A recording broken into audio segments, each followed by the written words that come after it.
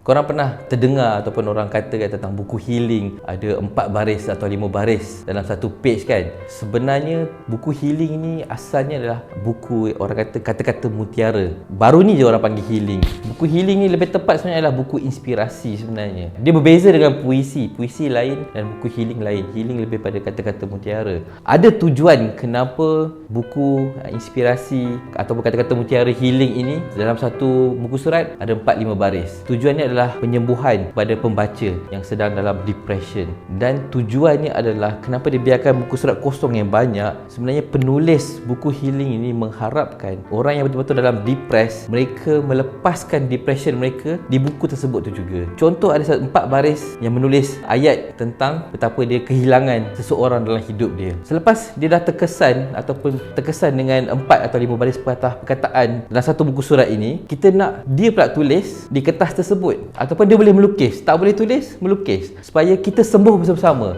Penulis membantu untuk menyembuhkan dan pembaca ingin menyembuh dengan kita pun menulis kembali ataupun pendapat kita ataupun kehilangan kita di kertas tersebut. Nak lebih syok, lebih best, kita bagi penulis pula baca. Kita dah beli buku dia, kita dah baca, kita terkesan, kita tulis balik di kertas dan kita hantar balik pada penulis. Nah, ini pula pendapat saya dan ini pula saya punya luahan hati. Sebenarnya kata-kata mutiara ni sebenarnya dah lama sebenarnya. Zaman 40-an, 50-an dah ada buku-buku yang seperti ini. Tapi yelah, duduk mereka tidak fully utilize kan kertas itu. Buku kecil hanya letakkan 4-5 baris sahaja. Tapi dibantu dengan selepas kita zaman COVID yang terlalu banyak mental health dengan depression, penulis mula ingin mengenal pembaca-pembaca mereka. Dekat situlah permulaan yang lebih ketara dan lebih besar, yang kita buat satu page khas untuk mereka pula untuk share kan. Perkara kita mengajak ramai-ramai untuk menulis semula ni sebenarnya dah berlaku tak adalah dalam 2-3 tahun ni, dah lama juga sebenarnya. Sejak kita kebanyakan penerbit mula berkempen untuk mencari penulis-penulis muda, mencari orang yang lebih banyak,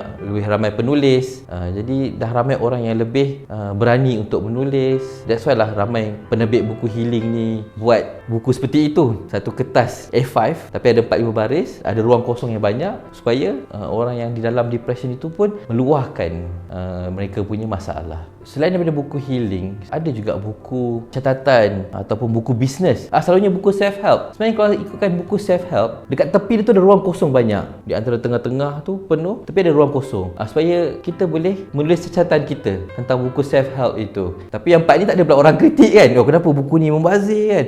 Buku self-help sebenarnya ada ruang kosong untuk kita pembaca untuk menulis catatan kita di buku self-help itu. Pun ada juga sebenarnya.